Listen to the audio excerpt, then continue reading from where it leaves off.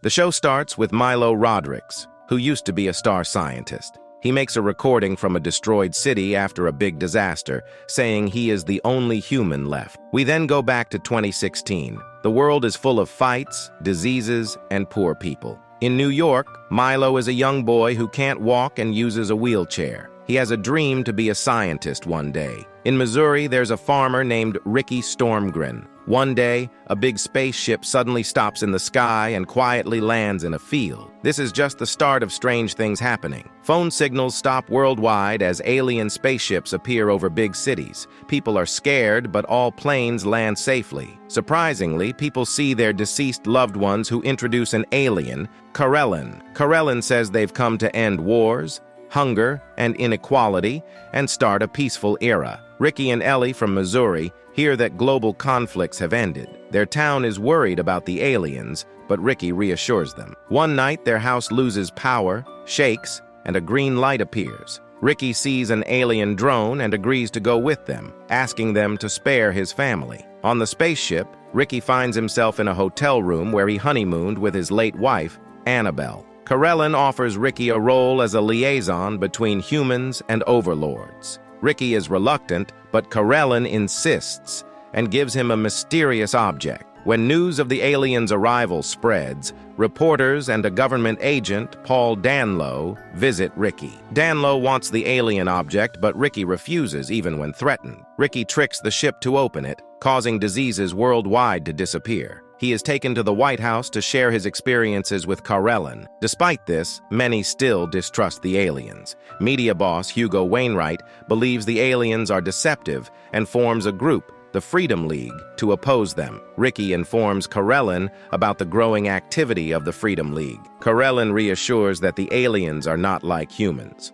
One night, young Milo goes to find his mother, who likes to sniff snow and is arguing with a dealer. Milo defends her, and the dealer shoots him. Suddenly, a light from the sky appears, deals with the bad guy, and brings Milo back to life. After this, Milo amazingly gets up from his wheelchair and starts to walk again. On TV, Wainwright discusses an alien incident but omits Milo's healing. They interview Coretta Jones, whose mother died after losing faith due to the aliens. Her story fuels the Freedom League's opposition to the aliens. Wainwright tries to kidnap Ricky for the Freedom League. Ricky refuses, and when they try to harm him, Karellen freezes time, allowing Ricky to escape. This event is broadcast globally, making the Freedom League look bad as it shows their extreme measures. In a talk with Karellen, Ricky insists that he finally shows his real self to humans, but Karellen says that they are not ready to accept his real form yet. Karellen says that they have helped not only people on Earth in its work with the shaken Ricky.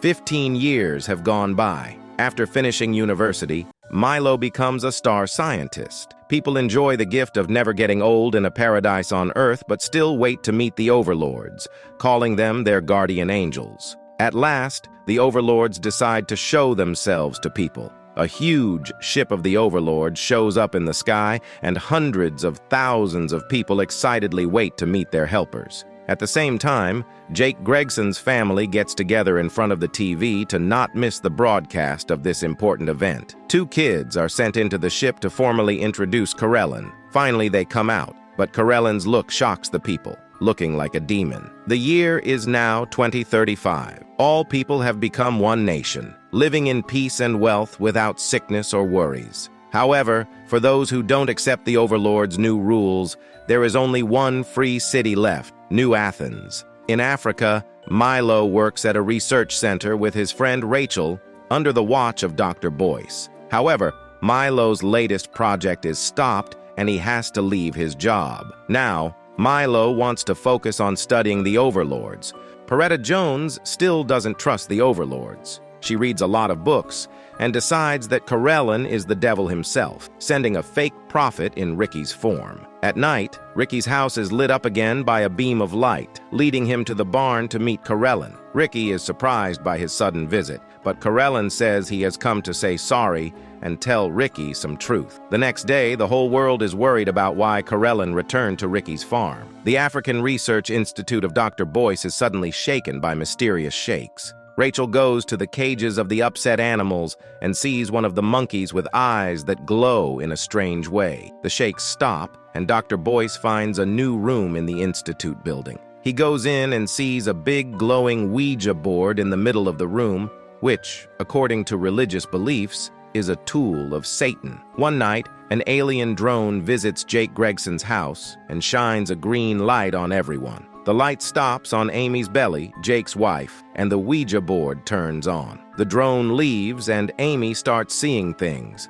They notice their son Tommy is missing. Jake finds Tommy in the barn, but he's changed and is very strong. Later, Jake and Amy ask Peretta Jones, a psychotherapist, for help about Tommy's strange behavior. Tommy tells Peretta that the overlords often take him to a far-off place where he sees a big eye and the earth on fire. Suddenly, he hears a scary noise in his head. Tommy runs around the house and almost hurts Peretta. He touches his mother's belly and says the baby stopped crying, but Amy insists she's not pregnant. In Africa, Milo and Rachel are worried about the animals acting strange and think it's linked to the overlords choosing all Earth species. Dr. Boyce suggests they don't interfere in Corellan's business, but Milo and Rachel want to find out the truth about the overlords. At the same time, Ricky feels a lot of pain in his hand. At the hospital, he finds out he has cancer and can't have children because of the spaceship's toxic shell. Ellie hopes Corellan will help Ricky, considering all he's done for him. 4 months later, Jake and Amy find out that they will soon have a daughter.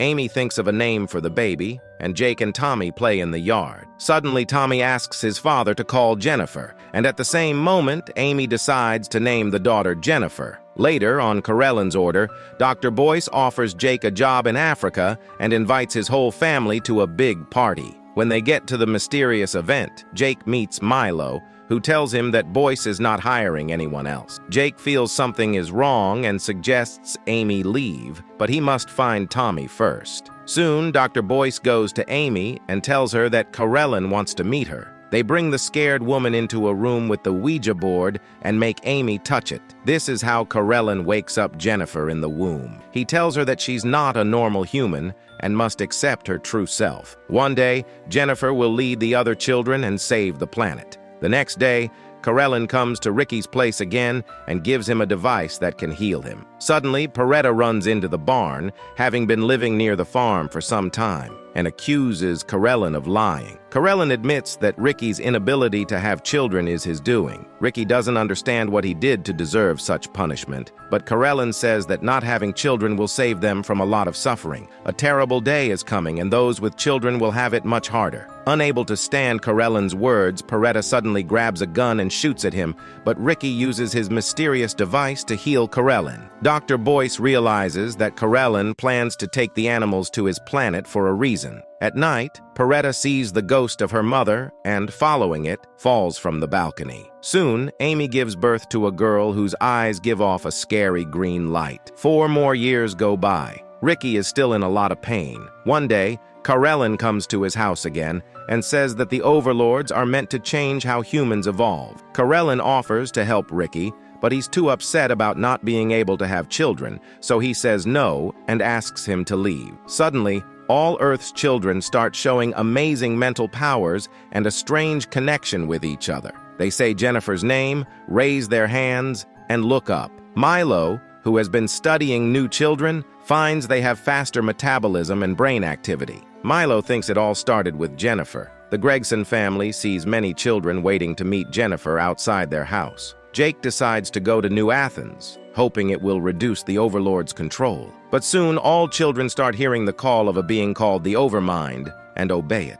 The Gregsons reach New Athens, where people live normal lives. They meet the city's mayor, Jerry Holcroft, who promises to help. But even here, children hear the Overmind and are ready to follow Jennifer. Soon, Milo tells Jake that his daughter is a channel of a power affecting all children. He wants to ask Jennifer some questions, but Jennifer scares Milo, and he sees Earth's explosion in her eyes. Milo realizes Earth is in danger and decides to secretly go to the Overlord's planet with a group of zoo animals. He asks Rachel for help, but she doesn't want to lose Milo since his journey will take 80 Earth years. But Rachel eventually helps Milo by putting him into deep sleep before sending him to the Overlord's planet. Before sleeping, Milo gives Rachel a pendant that means love. At the same time, Ricky fights his sickness. His condition worsens and his blood vessels become very inflamed. Ricky passes out and finds himself in the honeymoon suite, reliving the best moments with Annabelle. Carellin offers Ricky the chance to stay there forever with his loved one, but Ricky sadly realizes it's not real and asks to destroy the room. Ricky goes home and dies in Ellie's arms. 4 more years pass. The Gregson family goes to the movies and enjoys an old comedy. Suddenly, the movie stops and Jennifer speaks, saying it's time. Carellin's face appears on the screen, talking to people for the last time. He says the golden age of people is ending. Children will soon leave behind their human parts and start a new life. No new children will be born on Earth, and adults can live as they want. All the children raise their hands again and look up, and Jennifer suddenly flies away. Parents panic and try to stop her, but can't. Soon, other children from all over the world follow Jennifer. Jake and Amy beg Tommy not to leave them, and he comes down to the ground for a short time. Tommy explains that Jennifer let him say goodbye to his parents, but now he must join the other children. At the same time, Jerry Holcroft realizes that without children, people can't be saved and decides to destroy New Athens with a nuclear bomb explosion.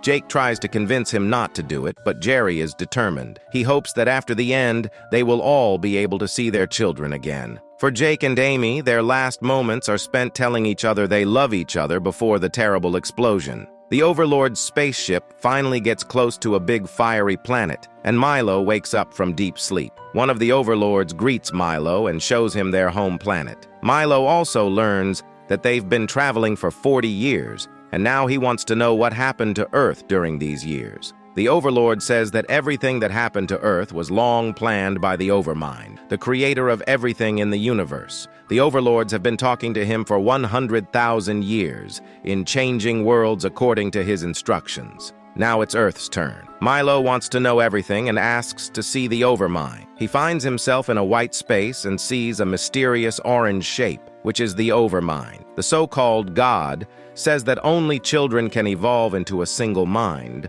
while the rest of people meet their end. Then the orange shape changes into several copies of Rachel and Milo. When he wakes up, he asks to be taken back to her. Another 45 years have gone by, and the ship gets close to the dead Earth again. Carellin tells them that they moved Rachel to the ship and offers Milo to see her. However, Milo only sees Rachel's lifeless body. Suddenly, he takes her pendant, and Rachel's body breaks into many pieces. The pendant leaves a burn mark on Milo's hand in the shape of the symbol for love. Milo realizes he's the last person in the universe and desperately asks Carellin to take him back to Earth as he can't stand such loneliness. Milo also promises to report to the aliens about Earth's final days for the sake of science. This is where the story started. Milo talks to the Overlords and asks them not to forget people. Soon, he sees Jennifer continuing to pull energy from everywhere, and the ground under him starts to fall apart.